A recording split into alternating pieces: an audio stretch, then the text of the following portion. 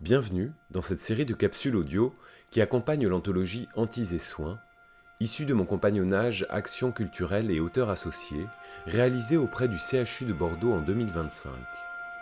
Ce projet, soutenu par la région Nouvelle-Aquitaine, la Direction régionale des affaires culturelles Nouvelle-Aquitaine et le Centre national du livre, a été réalisé dans le cadre de la chaire Médecine narrative Hospitalité en santé de Bordeaux.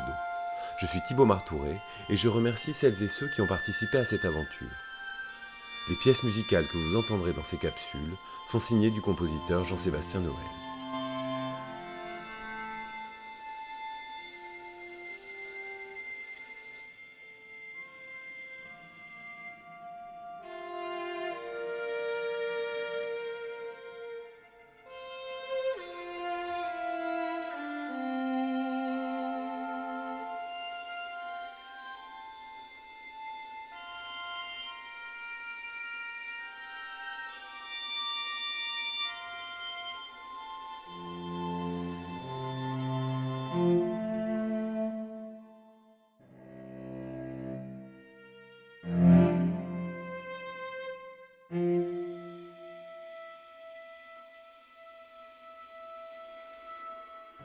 J'ai cherché la rue Vieux-Sens en partant à l'envers.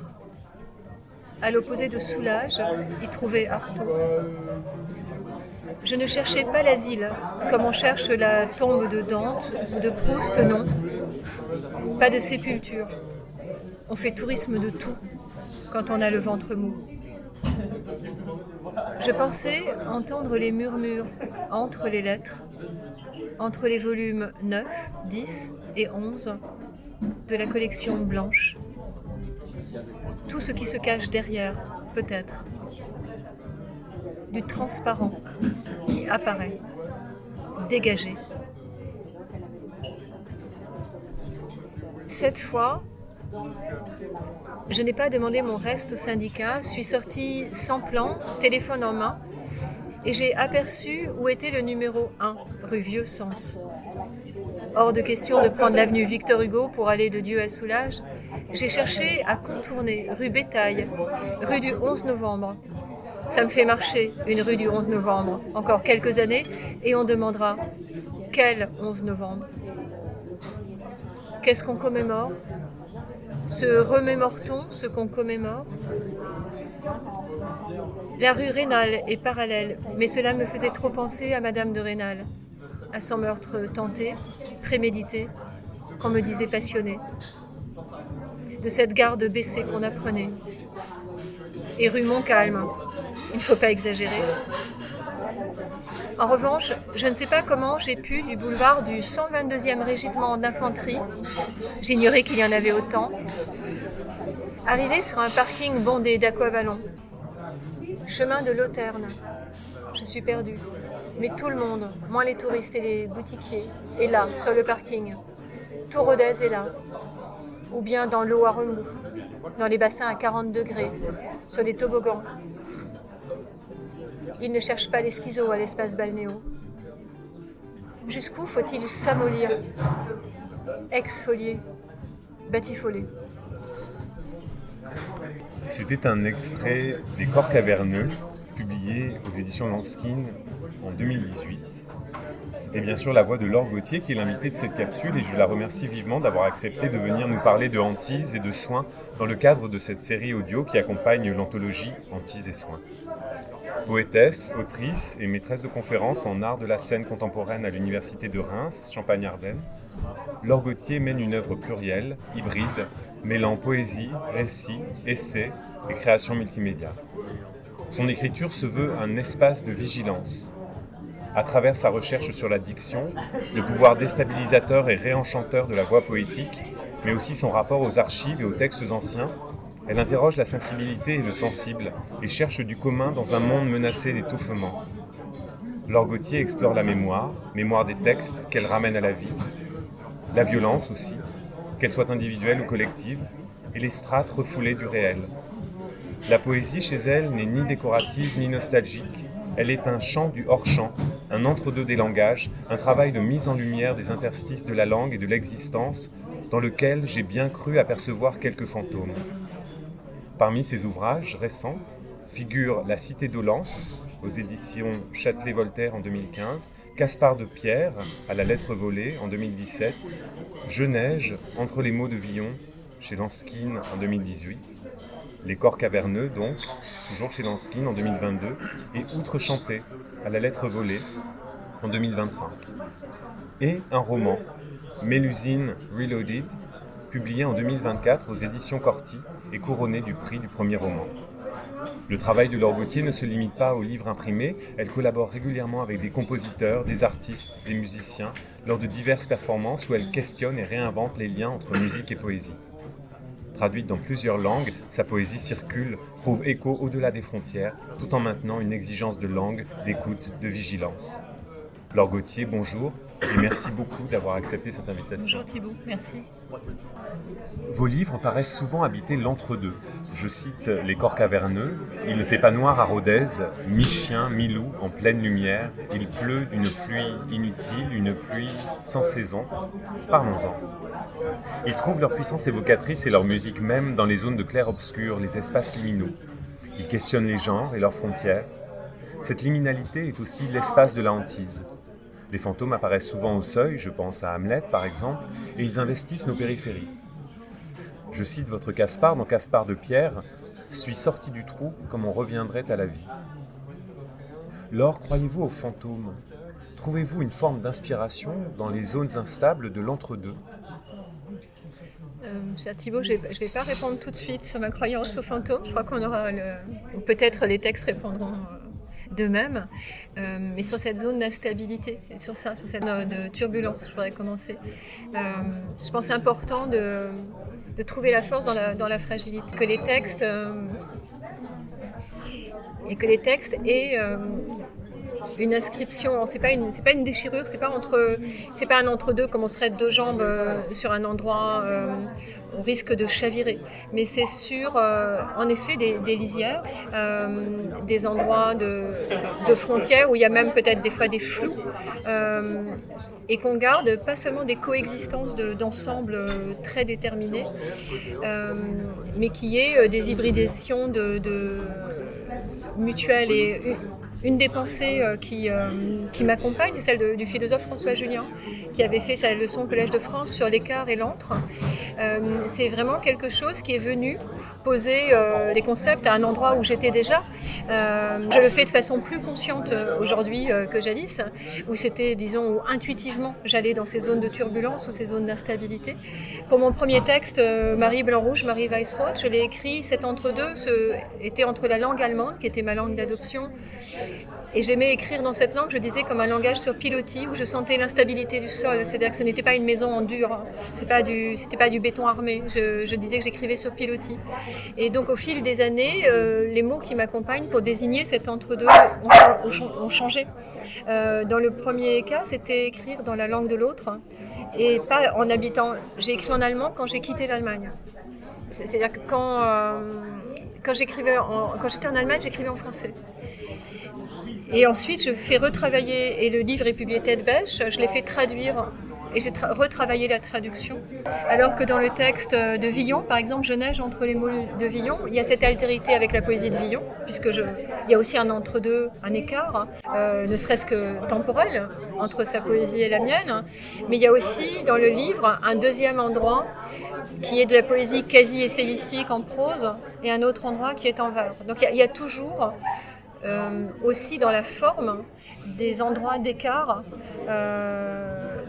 Parfois même le livre est à reprendre ou à mettre à l'envers, hein, ça peut se configurer comme ça. Ça peut être d'autres altérités dans les corps caverneux, ça peut être ces 7 endroits d'écriture de 7 langues. Je crois vraiment qu'on peut dire qu'elles sont très très dans des statuts très différents où de l'altérité surgit. Et donc il y a une porosité aux altérités au pluriel, qui ne sont pas vécues comme des identités, qui sont vécues comme des altérités auxquelles s'ouvrir. Donc c'est vraiment un endroit, c'est une instabilité, mais c'est aussi un endroit d'ouverture à l'altérité, que je laisse ouvert. Et quand on se laisse ouvert à l'altérité, c'est aussi il y a toujours tous les risques, le risque de l'englement, de la disparition, comme il y a aussi le jeu de laisser apparaître. C'est-à-dire à la fois c'est un endroit de vision, un endroit de vigilance et c'est aussi un endroit de danger. Et donc c'est effectivement cet endroit-là, j'appelais ça la poésie de couloir, floor poésie, disant que le couloir était la seule pièce qui n'a pas de fonction précise, dans laquelle on va murmurer, on va fomenter une séparation, on va pleurer en coulisses, alors que les autres pièces ont dévolu à des fonctions précises, hein, la cuisine, le salon, la chambre. Et j'avais essayé d'écrire depuis une langue allemande qui n'existe pas, la langue des migrants. J'étais migrante, alors évidemment migrante privilégiée d'un point de vue économique, pas tellement privilégiée parce que j'ai fait beaucoup de jobs pour payer mes études, mais malgré tout, j'étais pas dans une obligation de quitter mon pays. Donc je ne romantise pas ma migration, mais néanmoins j'étais psychiquement dans une migration de langue, dans une langue qui n'est pas la mienne. Et j'y ai trouvé d'autres langues et j'en ai fait cette métaphore de poésie de couloir, hein, et j'appelais mes frères de couloir, frères et sœurs de couloir bien sûr, cet être à la poésie et cette position du couloir me semble être en même temps une position de mouvement et très mobile, hein, qu'il y a dans l'instabilité de l'entre-deux. Il y a un mouvement qui n'est pas résolu et ce mouvement qui pour moi est un mouvement vers l'altérité et un mouvement vital et nécessaire. En tout cas il est vital poétiquement je pense. Alors, vous parlez de cette langue, une forme de langue de la migration et de cette sororité, ou même ces frères et sœurs de couloir. C'est une très belle idée et d'ailleurs, qui n'est pas sans rappeler aussi le fantôme, hein, dans le couloir. C'est un peu le lieu d'apparition aussi des fantômes. Et puis même la langue du couloir, le murmure, le chuchotement, il y a quelque chose aussi, hein, peut-être du passage et du passage entre deux mondes. Alors, quand je vous ai contacté pour cet entretien, vous m'avez annoncé que vous étiez justement en train de préparer un cours de master sur le corps spectral. Heureuse coïncidence. Pouvez-vous parler un peu de ce cours et peut-être de ce que vous avez découvert en le créant ? Oui, en fait, je réécris chaque année vraiment mes cours et donc j'apprends beaucoup. J'apprends dans la façon dont justement le groupe et les singularités vont interagir, où ils m'emmènent.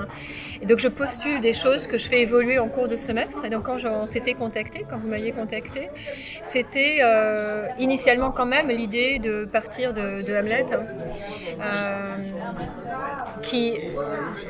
dont j'aime beaucoup, hein. Je dois dire comme Richard III, enfin les textes de Shakespeare en général, j'aime aller voir cette année je suis allée voir un Hamlet encore en plusieurs langues à Châtelet et j'essaie de voir comment on réarticule. C'est très proche de la façon dont j'écris aussi, c'est-à-dire qu'en acceptant qu'il y a un déjà là.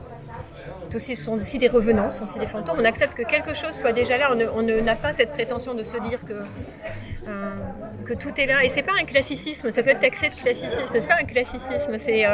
C'est toujours cette idée de l'altérité, de la porosité. C'est-à-dire qu'on sait que quelque chose est là, qu'on va transformer. Et donc la vie est transformation vraiment.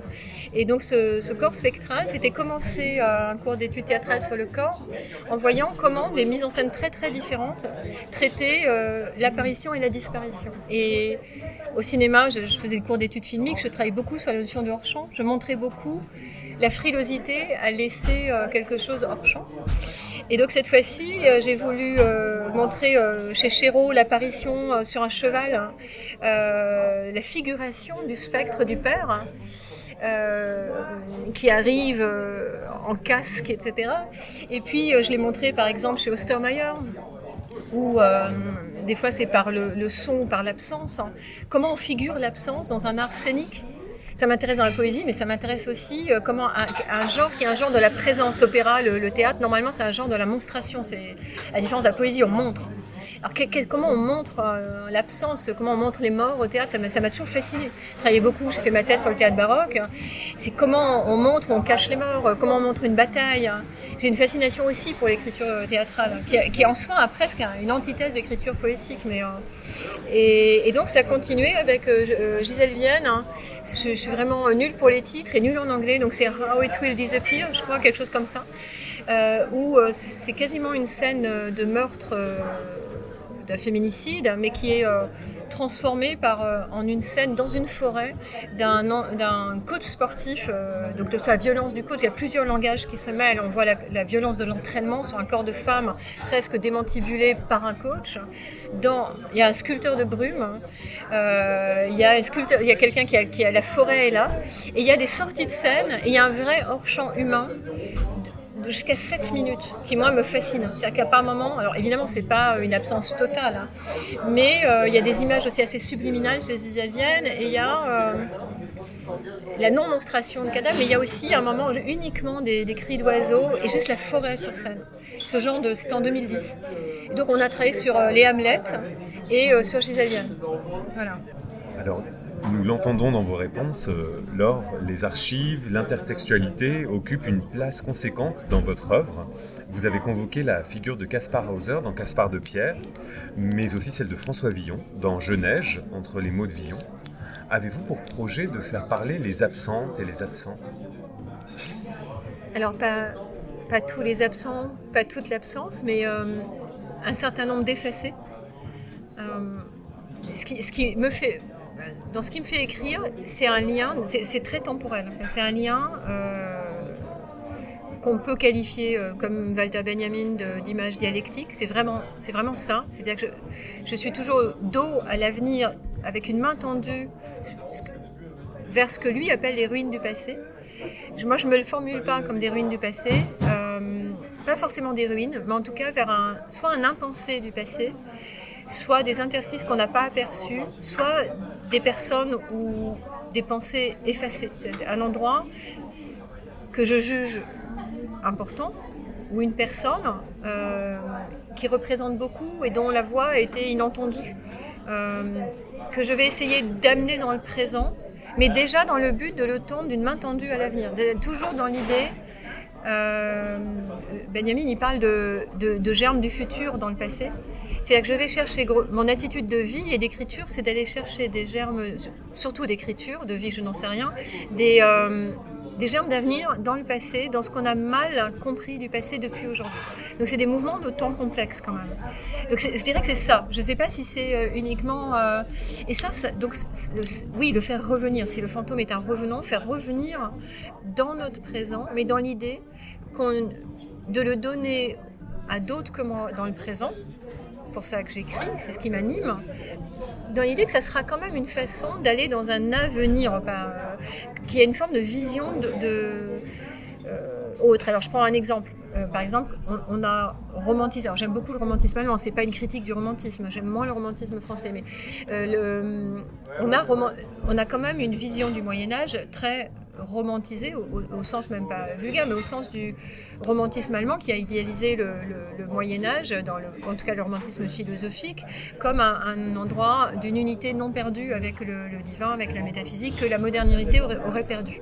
Donc une forme d'idéal projeté sur... Moi, j'y vois pas ça du tout. Et je suis venue au début totalement intuitivement au Moyen-Âge. C'est-à-dire que je suis venue à Villon dans une époque du trop-plein, où je changeais d'appartement, où j'ai pas beaucoup de biens, mais j'avais quand même vraiment donné, j'avais presque plus rien, parce que j'ai tout fait. Et j'ai relu Villon, j'ai incanté Villon sans savoir du tout où j'allais. Donc Villon, c'était vraiment depuis, c'est plus conscient. Mais c'était ce premier chemin qu'il m'a fallu aller nécessairement de poésie, où j'ai trouvé une poésie de la philanthropie. Et donc j'avais un dialogue qui s'est instauré avec Villon, un dialogue vivant à haute voix, je parlais à Villon. Et j'y ai vu cette poésie de la philanthropie et aussi une interrogation qu'il y a dans le Moyen-Âge. Et c'est là où je reste dans le Moyen-Âge, c'est entre qu'on a aujourd'hui autrement. On est après la modernité. On peut dire que la Renaissance était déjà la modernité, enfin une pré-modernité, entre rationalité et irrationnel. Et je trouve qu'à l'époque du Moyen-Âge, on se pose des questions qu'on ne peut pas faire l'économie, nous, qui en avons assez d'une hyper-rationalité, mais avec le danger de néofascisme qui peuvent revenir aussi à une anti-rationalité. Donc moi, je ne vois pas une solution, je vois toujours que des dialectiques et de la mise en tension. Je ne crois pas à tout d'un coup revenir, on ne peut pas redevenir chasseur-cueilleur comme ça non plus. C'est-à-dire qu'il n'y a pas non plus de société de droit, donc c'est complexe. Et je pense que la vie est complexe, les questions sont complexes, et qu'il y a dans le Moyen-Âge une question posée aux formes. Il y a moins d'ego, il y a une façon de créer l'œuvre qui est un peu différente, il y a un collectif sans l'idéaliser, et ça interroge la tension rationalité-irrationnelle, imaginaire, non-imaginaire, d'une façon qui, je pense, peut nous enseigner vraiment quelque chose. Qu'on n'a pas forcément, c'était pas le prisme des écrivains romantiques qui nous ont transmis cette vision du Moyen-Âge un peu de la forteresse en ruine, etc. Enfin, qui n'est pas donc en ne passant pas par le romantisme, en faisant un autre trait, en contractant le passé et en allant autrement au Moyen-Âge, je pense qu'on donne quelque chose à l'avenir. Et ça, c'est une des réponses, par exemple. Donc oui, quelque chose revient. Mais ce ne sont pas les fantômes néo-romantiques du Moyen-Âge, c'est pas New Age quoi en gros, mais et je vais pas, Mélusine n'est pas une sorcière hyper puissante, elle dit qu'elle est une femme fatiguée, qui n'a pas le pouvoir, qui ne peut que crever les pneus d'un 4x4, mais il y a toute la matrice de textes depuis Jean d'Arras jusqu'à aujourd'hui, toutes les Mélusines, en fait cet ensemble de textes dit quelque chose des personnes qui l'ont habité malgré tout, avec des critiques, puisque je biffe le texte avant Mélusine il est rayé de Jean d'Arras, évidemment je n'en garde pas l'éthique, mais j'accepte qu'il y ait ce préalable, j'accepte qu'il y ait eu tous ces sédiments humains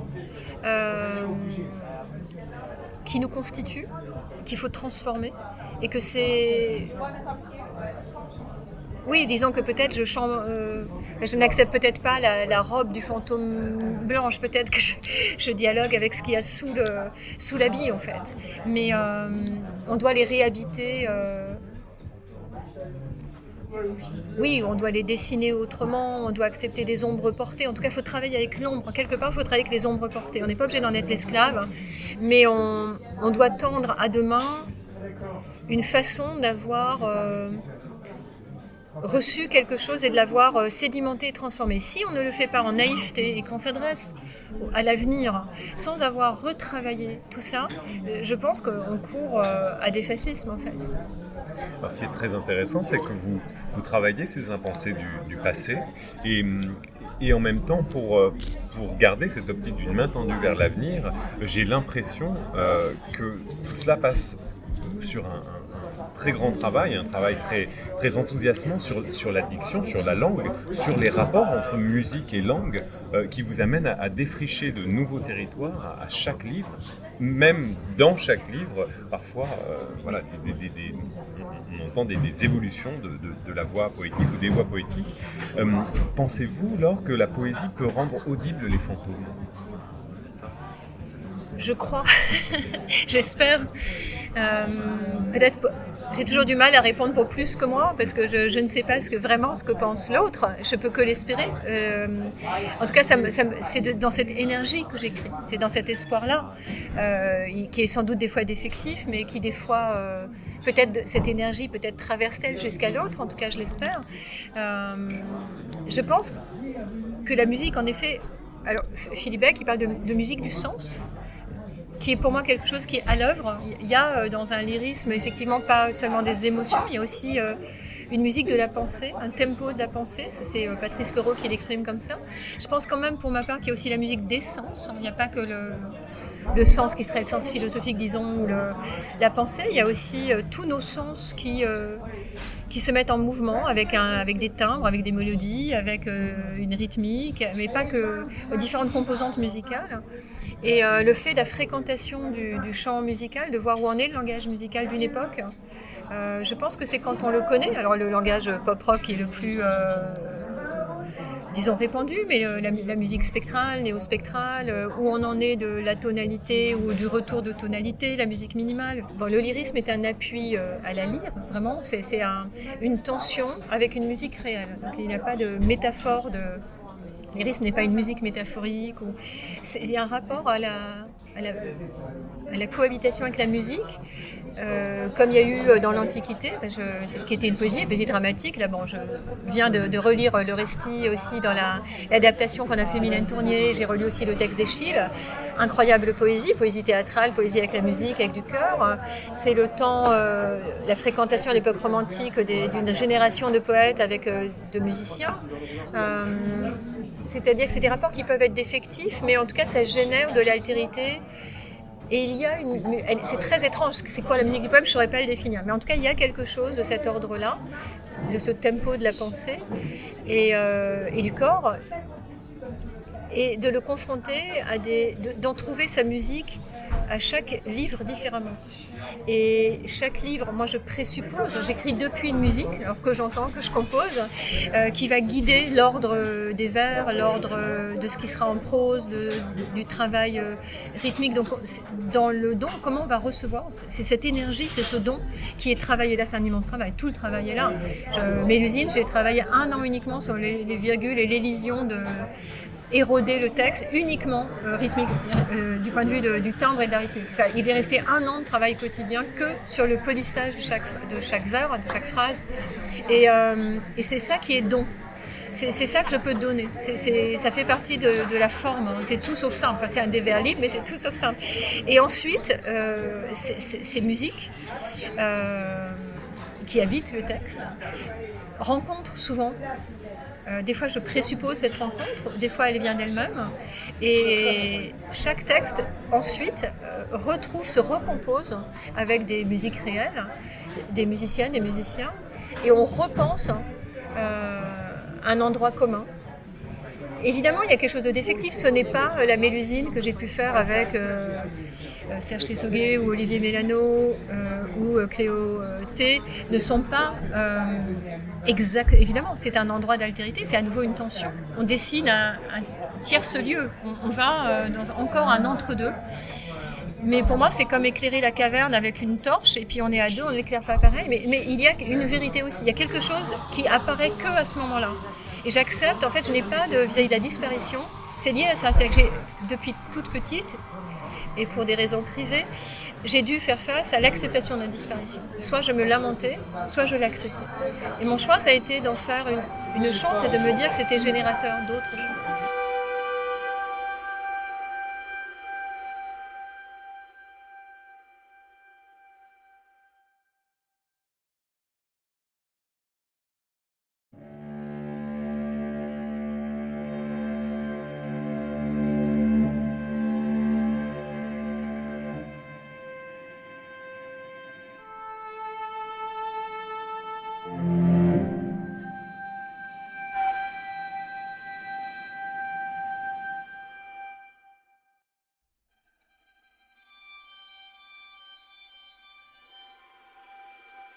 Jusqu'où faut-il s'amollir?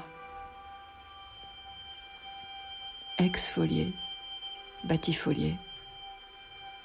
33 rue du chemin de Lauterne.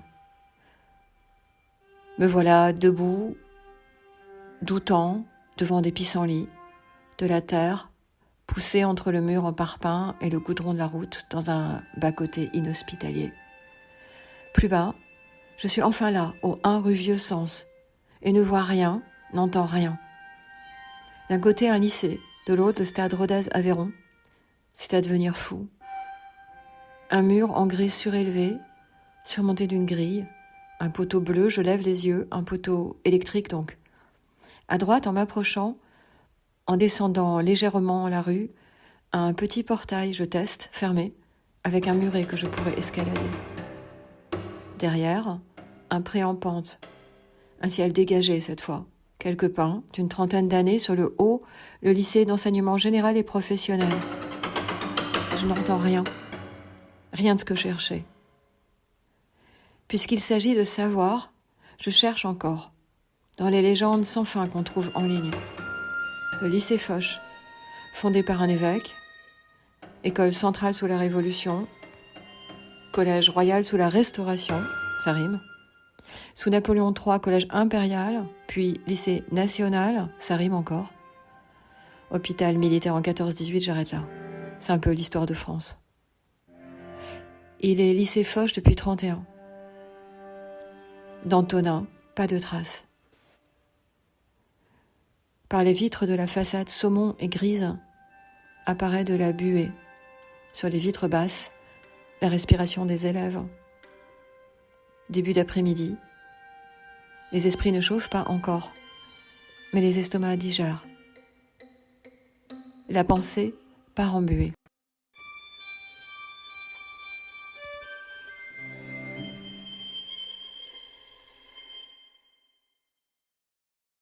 Vous venez d'entendre un extrait de Rhodes Blues, la première séquence qui ouvre le livre Les corps caverneux que Laure Gauthier a publié aux éditions Lanskin en 2021. Dans ce livre, la voix poétique part en quête du fantôme d'Antonin Artaud à Rodez. Elle peine à retrouver sa trace, semble interroger son propre statut dans la ville entre touristes et présence qui hante elle-même les rues, tout en étant hantée par les textes et la voix d'Artaud. Laure Gauthier évoque dans cet ouvrage des cavernes, véritables galeries intérieures du sujet. Je lui ai donc demandé s'il lui arrivait souvent de hanter, si elle était elle-même hantée, et ce qui peuplait ces mystérieuses cavernes.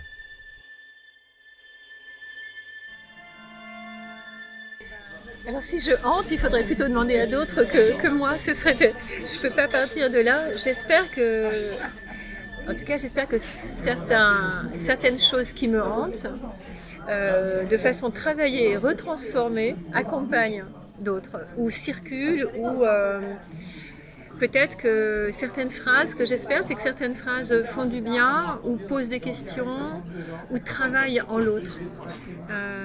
Je disais, une expression qui me vient, qui a un peu réduit le truc, c'est j'espère qu'on couve à plusieurs des œufs. C'est des œufs des questions. J'espère que ça travaille ailleurs qu'en moi. Mais oui, moi je suis hantée par plein de choses, un peu trop je pense. Mais oui, alors il y a les hantises au sens de grande frayeur et d'angoisse obsessionnelle. Alors malheureusement, il y a la psychanalyse pour ça et d'autres choses. Il y a l'amitié, psychanalyse, il y a l'amour, il y a la littérature. Mais il faut tout ça pour s'arc-bouter pour justement peut-être... En fait, la chose contre laquelle j'essaie toute ma vie de lutter, c'est contre... trop d'angoisse, contre l'obsession et contre des appareillages névrotiques trop excluants, granitiques. En fait, j'essaie de me déplacer. Alors, alors c'est pas forcément s'améliorer, mais de ne pas être statique et que ça ne me dicte pas ma vie. Oui, je suis quelqu'un de grande frayeur, mais j'ai toujours essayé de faire quelque chose pour que toutes ces choses qui me hantent ne m'empêchent pas de vivre et ne polluent pas l'existence de ceux et celles qui me côtoient de près. J'ai vraiment la frustration d'un sentiment que je connais peu, je ne veux pas connaître. Donc en essayant d'aller ces chemins, des fois de façon très lente, parce que j'ai mis énormément de temps avant de publier, j'ai résorbé, disons, des endroits. Je résorbe des endroits, c'est beaucoup plus lent que j'aimerais. Mais pour transformer très lentement ce qui me hante en quelque chose d'intéressant pour plus que moi. Et donc j'allais dire une petite PME ou une petite entreprise de transformation de la hantise. C'est peut-être la seule petite société ou SA que j'aurais fondée. Ça me fait penser, vous savez, aux Johatsu, qui sont ces fantômes, alors qui sont ces personnes au Japon, oui, qui disparaissent, mais qui sont vivants, mais qui du jour au lendemain, à cause d'une honte ou d'un incident dans leur vie, disparaissent. Il y a des entreprises, donc des petites PME, qui les aident à disparaître, à s'évanouir. Et donc c'est du ghosting, mais organisé, et puis... On trouve ça dans le cinéma japonais, même pour enfants, le Totoro, etc. Totoro. Moi j'aimais énormément cet endroit-là. Et puis Veraceta Cool, dans sa présence des fantômes est très très proche dans ce cinéma-là. Et bien sûr, il y a au cinéma, souvent le cinéma extra-européen. Je pense aussi au Locataire, à ce film coréen qui finit par l'apparition de fantômes. Et j'ai énormément ce cinéma-là, qui est à cette frontière-là. Évidemment, d'un point de vue rationnel, je ne crois pas forcément qu'il y ait une personne physique sous ça, mais je pense en revanche que, j'allais dire, peu importe le degré de connaissance, imaginons même ma réponse physique, elle serait en physique quantique, quand deux corps ont été en présence, ou en tout cas quand on pense beaucoup à une chose, elle apparaît. C'est plus de cet ordre, de cette magie-là, de cette pensée magique qui fait apparaître. Et sur la connaissance, disons, factuelle, la connaissance, je crois comme la physique quantique, on a trouvé des objets rationnels uniquement en fonction de notre pauvre connaissance. Donc je ne crois pas qu'on sait beaucoup, mais je crois qu'on sait vraiment très peu. Et donc ça laisse le champ à beaucoup de choses. Ce qui ne veut pas dire que je crois absolument à la forme fantomatique telle qu'elle est représentée, disons, en bande dessinée. Pour en revenir à la question des cavernes, j'avais écrit ce texte quant au trop-plein. L'idée que la société du trop-plein dans laquelle on vit bouche nos espaces vides. Et on écrit toujours depuis un endroit. Et je m'étais dit, la seule chose universelle, on sait aujourd'hui que la notion d'universel elle est très européenne, elle est dangereuse aussi, mais qu'il y a un universel et que je pense que chaque personne sur Terre, à toute époque, a des failles. Qu'on soit en Afghanistan, un homme afghan de 70 ans, une grand-mère états-unienne, une petite fille espagnole, ou quelqu'un en Amérique latine, ou un homme trans non-binaire en Amérique latine, je pense qu'on a des endroits abîmés, plus ou moins, et que ces failles, nous devons les entendre, et que le danger du système néolibéral, en les comblant, tue les corps et tue les psychés, nous conduit à la psychiatrie, nous rend malades. Et soit quand on a des nerfs solides, c'est le corps qui tombe malade, et quand on n'a pas de nerfs solides, c'est la psyché qui tombe malade. Et je me suis dit que qu'est-ce que peut faire la poésie ? Elle peut créer des repères écrits comme un repère de brigand, mais aussi c'est comme un étalon, donc c'est un repère spatio-temporel et c'est un endroit, un refuge. Je vais créer des alvéoles, des cavernes. Et là, je crois au microcosmos et au macrocosmos qu'il y a dans la pensée, par exemple, chinoise. En effet, qu'il y a la pensée analogique, elle vaut ce qu'elle vaut, mais je crois qu'on a dans notre corps qui a été une pensée qu'il y avait en Occident aussi, la pensée analogique, que certaines choses, je dis pas tout, je n'en ai pas la connaissance physique, mais que certaines choses de notre organisme répondent à des choses macrocosmiques aussi. Alors je suis pas totalement de cet avis-là, j'ai pas été l'explorer, mais j'ai écrit de ce point de vue-là, et que dans nos cavernes, dans nos creux, dans nos espaces vides, dans nos cellules, si on laisse de l'espace du blanc pour que nos fantômes nous hantent. C'est ça aussi la cité dolente. C'est un vieil homme qui va s'isoler dans un hospice pour que les images du passé lui reviennent, pour avoir le temps de développer les images spectrales, les photos spectrales, les photos du passé. C'est-à-dire que pour se laisser hanter à nouveau, pour avoir le temps que se développe, alors ce que je disais, c'est l'anticéphie, c'est pas se développer au sens photosensible, c'est justement une autre appréhension où la poésie a son mot à dire. C'est justement pas un développement qui atteste, c'est laisser tous ces espaces vacants, leur offrir un lieu, et voilà, et la caverne a fini en nuage à ce niveau-là.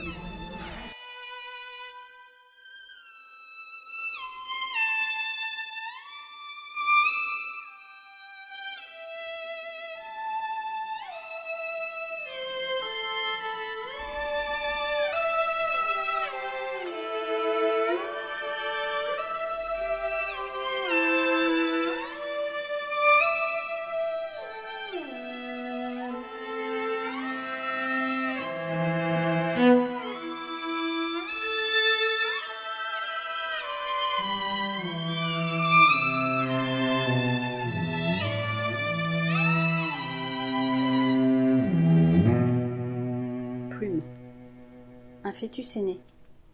Il ne peut pas vivre. Il est trop petit. 22 semaines d'aménorrhée. La sage-femme fait son métier.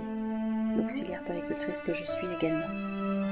La sage-femme parle, guide, accompagne la patiente par des mots, une connaissance obstétricale, une manière d'être. Je l'accompagne par des gestes doux, par le toucher, par des silences, des regards. Derrière mon masque, personne ne peut voir mon nez qui coule comme les larmes de la femme mère qui ne pourra pas achever son travail, devenir celle qu'elle espérait. Grossesse avortée, mère née, non née.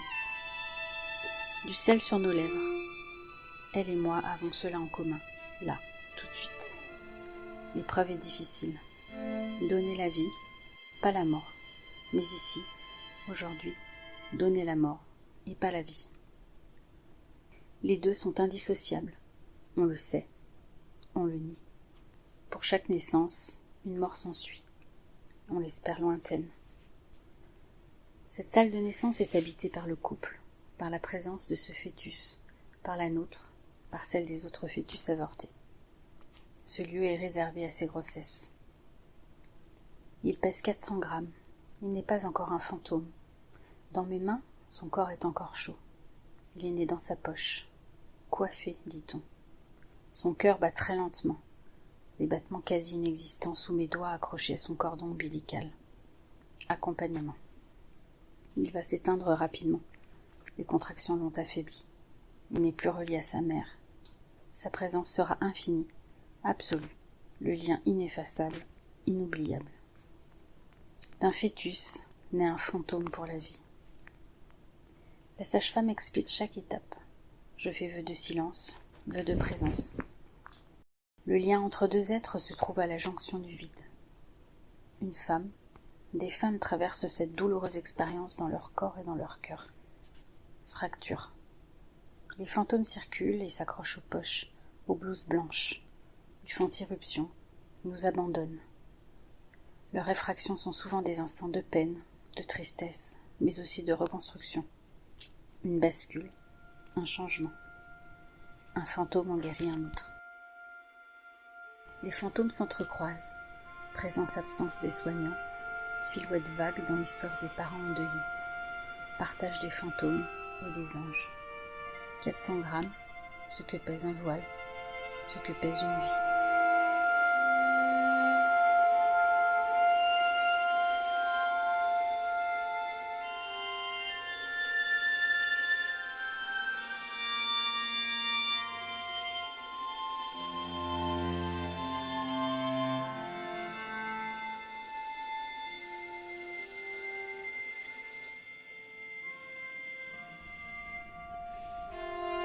C'était Maria Torren Catania qui lisait son texte intitulé Plume, extrait de l'anthologie Antise et Soins, publiée aux éditions Le Bord de l'Eau. Maria Torren Catania est auxiliaire puéricultrice en maternité depuis 26 ans. Elle a publié 2 recueils de poésie aux éditions Encre-Toile. Dans la prochaine capsule, vous retrouverez la seconde partie de mon entretien avec Laure Gauthier, que je remercie chaleureusement pour sa générosité et sa disponibilité.